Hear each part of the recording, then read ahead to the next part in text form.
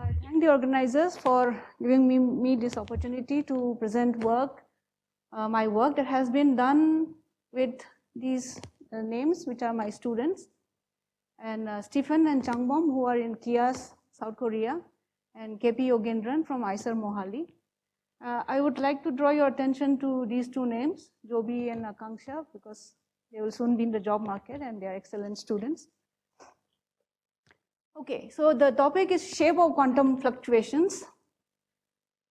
So in order to motivate what I mean by that, let us start by reminding ourselves that the cosmological fields are random fields, and an analysis of cosmological fields, typically we use either Fourier methods, or in real space we can analyze by using what are called excursion sets. So excursion sets, just to give you a visual reminder of what they are, in 2 dimensions, if we have a field defined on 2 dimensions like this, fluctuating, what we can do is we can choose values of the field at different levels and consider only those points where the field have value above that particular value I have chosen. So these are examples of different thresholds of the field, and we get regions. The yellow regions are the ones which are included, and so one can see that if we look at the morphology of the yellow regions as a function of the threshold, there's a very rich geometry and topology that can be inferred from here, and which can be used to extract cosmological information from that particular field.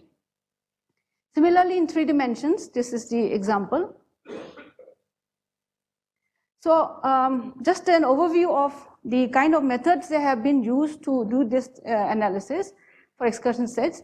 So I can broadly classify into 2 kinds of quantities. One is following Moore's theory. This is not really excursion set. It uses the full differentiable functions, the full structure of the field in order to obtain topological properties of the space itself on which it is defined. And these include quantities like connectivity, extrema counts, maxima, minima, saddle points.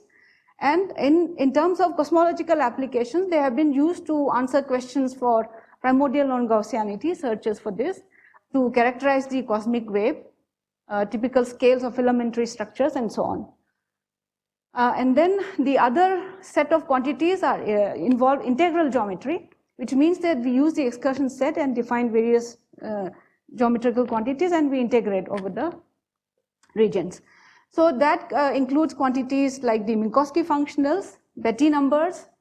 These are basically volume, boundary, and structure counts. These 3 are. And again, these have been used for, again, searching for primordial non-Gaussianity, residual foreground contamination, whether such things exist, and so on. So now we can extend. So we have seen in the last slide, we saw that the excursion sets have really very rich structure. And so it is, it is not enough to just look at these Minkowski functionals and Betti number and say, okay, we are done. There's a lot more information that we can extract out of them. So we can do more integral geometry. This is the line I'm going to follow. And the kind of questions I'm going to ask are, so clearly if we go back to this slide, if I look at the structures, the yellow regions or the black regions, there is elongation, and maybe possibly if I confine myself to small regions, there is alignment. So what kind of quantities will capture these information? That is the question I asked. And then the second question will be, of course, we are not just doing mathematics, what use are these quantities? So let's follow these 2 questions.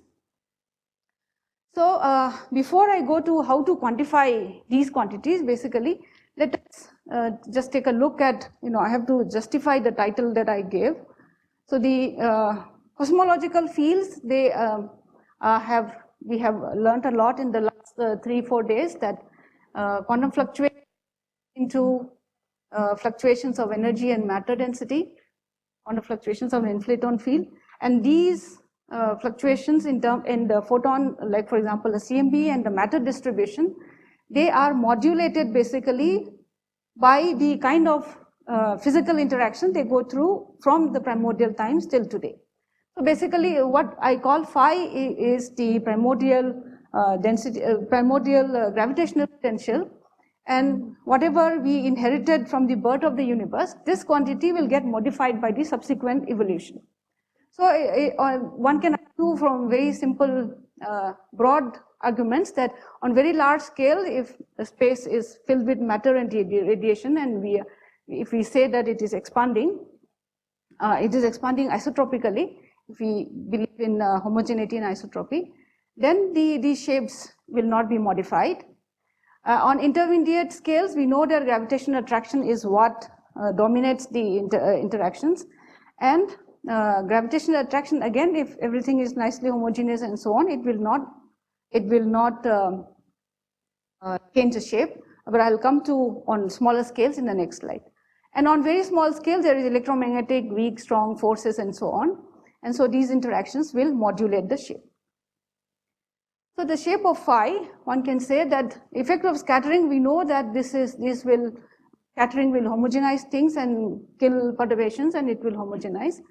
Effect of gravitational attraction, gravity is isotropic, but when we look at small scale, from my point of view, if there's some matter distributed around me, they are not going to be really isotropic. They will be different amounts of matter in different directions. So there will be tidal forces, and this will distort the shape. And expansion, of course, will not change the shape, isotropic expansion. So let us come to how do we quantify the shapes. So I am going to talk about tensorial extensions of the Minkowski functionals that I already described. So this is a class, these Minkowski tensors, it's a class of tensorial quantities, and because I have very limited time and I would like to focus exclusively to those quantities which capture shape information. So in 2 dimensions, so these quantities are relatively new in a mathematical field. They were introduced by Macmillan in 97, and these are the people, they characterize their general properties. And what we did in our paper here is these are defined on Euclidean space, and because for the purpose of cosmological application, because a lot of data we analyze on the sphere, so we generalize the definitions to the sphere, to curved spaces actually, and with special attention to the sphere. So this particular one is called the contour Minkowski tensor. This is not the original form of the formula, so we had modified it, not modified, I mean put in a form which is amenable to generalization to curved space. So the basic quantity is very simple. Suppose I have a body which is like this, embedded in, let's say this is 2D, then the naturally defined quantities, so if I look at the boundary, if I look at the boundary, I have a tangent vector and a normal vector, and this is the tensor product of the tangent vector, and this is a 2x2 matrix in 2 dimensions, and this has the information. So the shape information is, for this body, I take eigenvalues and I take the ratio, and it lies between 0 and 1, and 1 means it is isotropic, and deviation from 1 means an isotropic. And then if we have when we have excursion set, we have many boundaries, right? And so we can ask about alignment structures. And so for the alignment, what is done is that one can sum over all the W 2x2 matrices, and then do a eigenvalue ratio, and that gives the alignment parameter. So in our paper, we had given a very simple intuitive geometrical interpretation as saying that this is just overlapping, and then saying the locus curve should be isotropic. Okay, so the same thing can be done in 3D. So in 3D, we use because the tangent is on the surface, the tangent is not well defined, so we use the normal vector. And so this is a 3x3 matrix, and we have 2 shape parameters. And similarly, we can define alignment parameters. Okay, so in order to apply this to cosmological fields, it will be nice to have Gaussian expectation, analytic expression, so that we can compare for analytic when we can compare with when we apply to data, for example, we can compare. So we can we have For 2D case here and 3D case with Stephen in this paper, we have derived the analytic expressions for Gaussian random fields, and these are expectation values over an ensemble of many fields, and we have derived the expressions, and they are of this type. They are Gaussian expectations, so nu is the threshold cut, and the important cosmology enters in this parameter called RC, which is a correlation length. So if this is locus curve is alpha equal to 1, then it is isotropic, and if it is in 2D, in 3D, we have these two parameters. Okay, so I have very limited time, so maybe I may skip one of the applications. So, but okay, from simulations, it is good to have first have an idea whether our expectation, what we compute from simulations agree with the Gaussian expectation. So I had analytic expression for this parameter called alpha, alignment parameter, shape parameter. We don't have the analytic expression yet. And so we find very, to me, very beautiful behavior as a function of the threshold, very systematic, nice behavior of the shapes. Okay, so this is what is expected. So now let me come to quickly to the two applications. We have applied to a variety of cosmological fields, but in the interest of time, I will just focus on two of these. So first is we had looked at statistical isotropy tests using the Planck 2015 data. This was work completed before the 18 result came, 18 data was released. And then I will briefly mention about the epoch of reionization. Okay, so very quickly, so this work involves Tuhin Ghosh, who was around till yesterday. So for the 2015 data, what we had done was we had taken the different frequency components, and we had looked at the 4 different component separation methods. So those calculations. This is only alpha alignment parameter. So these are this actually. There are 4 plots which are being overlapped here. So these are and then this other plot with the error bar is we have used the FFP8 simulations, which are the supposed Planck simulation, which include all the instrumental effects and so on. And we did a comparison. So we found that there's generally excellent agreement between simulations and the data, foreground clean data. But 33 shows a little bit of a anomaly here. So these are the regions where the statistics is large. So we quantified this. So in conclusion, the Planck 2015 data exhibits no statistically significant deviation.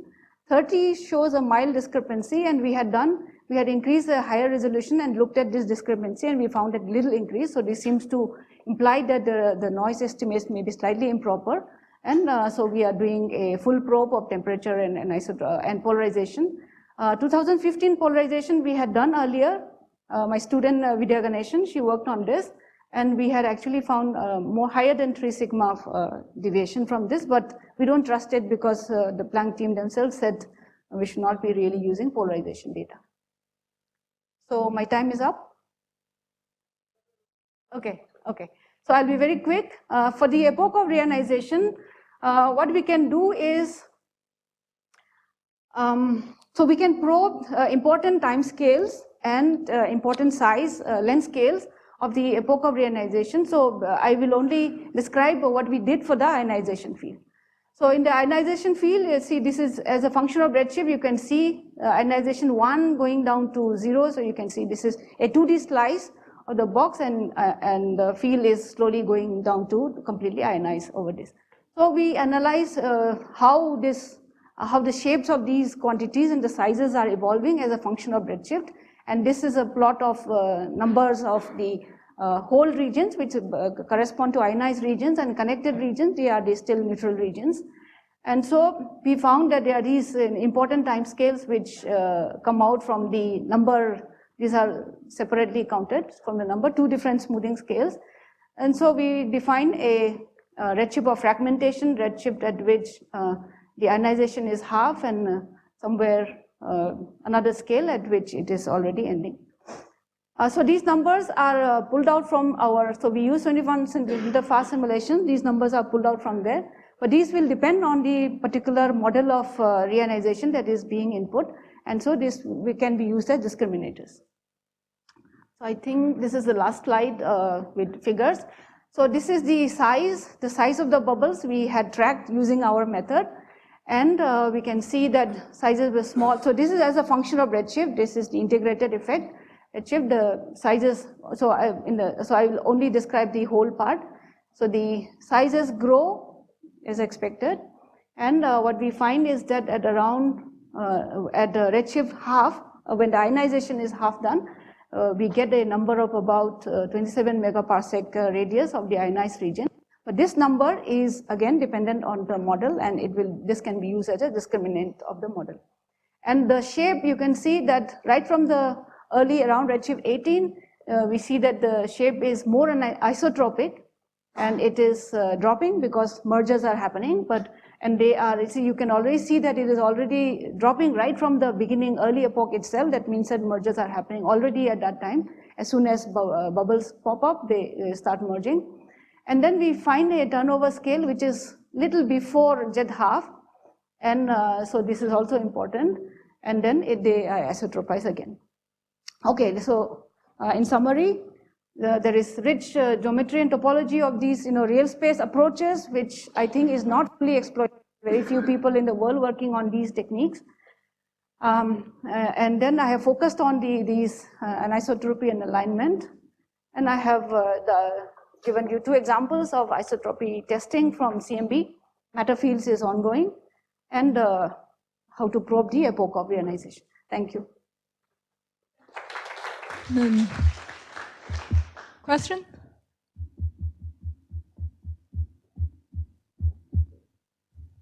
Everyone eager for lunch? Sorry that we are running really late. So let's thank all the speakers of this session.